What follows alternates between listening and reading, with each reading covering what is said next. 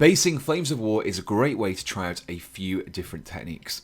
As several miniatures are grouped together into a small scene, we can create what is essentially a small diorama or vignette. In this tutorial, I'll be following on from my previous basic basing guide for Flames of War to show you how to create a Pack 40 crew that are positioned amongst the ruins of a building. So basing occurs at the end of the painting process, and if you're looking to create a more involved basing scheme, then you'll need to keep your miniatures separate from the base, like I have done with this Pack 40 and its crew.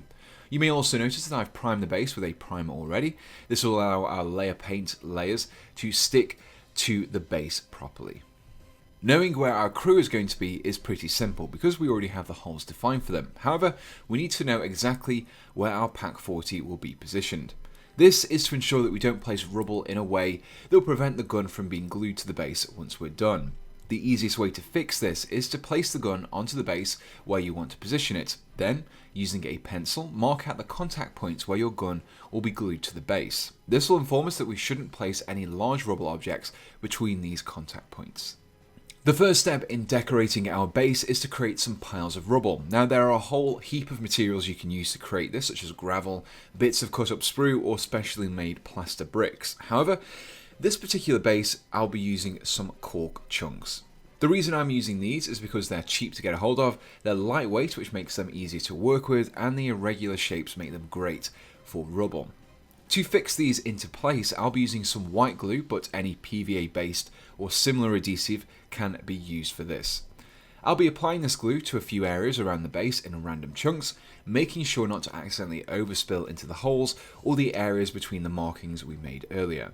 Once this has been completed, you can then sprinkle your cork chunks over these areas of glue and allow them to dry for a couple of hours. After this, I like to apply a little more glue on top of these piles in order to make sure that they are firmly fixed into place. So at the moment we have the rubble piles, but the base is lacking any real texture. This can be easily remedied by adding some textured paint. This particular textured paint is Vallejo's Brown Earth, as it gives us a good brick red colour. Now some people prefer to use glue and fine sand for this kind of thing, but textured paint provides both the texture and the base colour at the same time. It also means we don't need to use a primer, which would be likely to cover over our already painted miniatures if we were to apply them earlier on. Now we're applying our first layer without the crew. This allows us to easily reach the areas around and beneath the gun without the crew getting in the way. Still take care around the holes on the base and take care not to spill into them. I'm also applying the textured paint over the rubble piles too. This will help to improve the realism of the rubble piles as well as acting as their base colour, so ensure that you completely cover these piles with a liberal layer of the textured gel. With our first layer of textured paint completed, we can now add our crew. However, we need to clean up the holes a little to provide a stronger bond when we attach the model. I'll be using a sharp knife to scrape away the inside of the hole, creating a crosshatch appearance that the glue can flow into and get a stronger grip in. The same goes for the underside of our miniature bases too. Once this is done, you can then start to glue, but before you do bring out your glue, do a dry run to ensure that you're happy with the placement and positioning of your miniatures. Once you are happy, you can then fix them to place with a little super glue. With our crew secured into place, we can help to blend their bases into the rest of the textured paint. So bring out your brown earth once again and carefully apply it over these new models. When doing so, make sure you apply the paint a little more thickly around those gaps between the larger and smaller bases to help smooth over them. After allowing your textured paint to dry fully for a few hours, you'll be left with a base similar to this. We want to really boost the texture in the next few steps, and we'll begin with a wash of Vallejo's Sepia Wash. I've watered down my mixture with a little water to ensure that it more easily covers the texture and flows into all of those nooks and crannies. Once this is dried, the wash will have created darker areas of brown in the more recessed parts, creating the illusion of shading and boosting the overall level of detail. After our wash has been completed, we next need to move on to adding some dust to the base. Smashing bricks and other rubble creates a lot of dust, which settles onto these rubble piles. So to create the appearance, we'll be using some of the lighter paint, Stone Grey. However, before we apply the paint, we need to heavily water it down. This will allow the paint to flow into the areas between the rubble and the various areas of texture.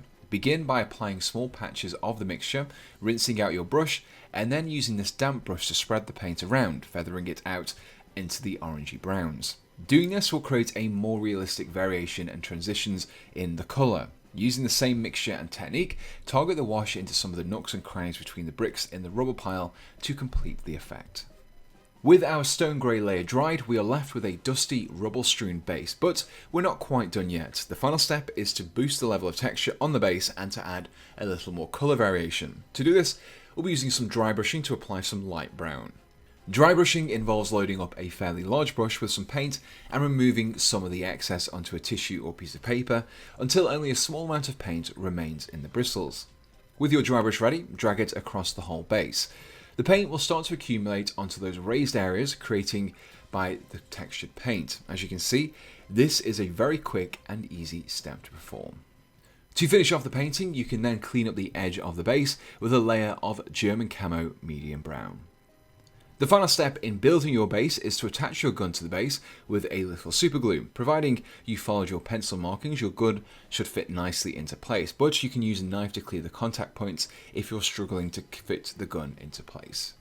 And here we have the finished Pak 40 artillery crew, complete with their rubble base. Now, whilst I focused on the artillery piece for this tutorial, you can use the exact same materials and techniques on infantry squads as well. You can find a full list of all the paints used in this tutorial in the description below, along with any other equipment that I've used to create this video. If you enjoyed this video, please do let me know in the comments below, and be sure to subscribe to be kept up to date with all of my latest videos. And so, the only thing left to say is, thanks for watching, and goodbye.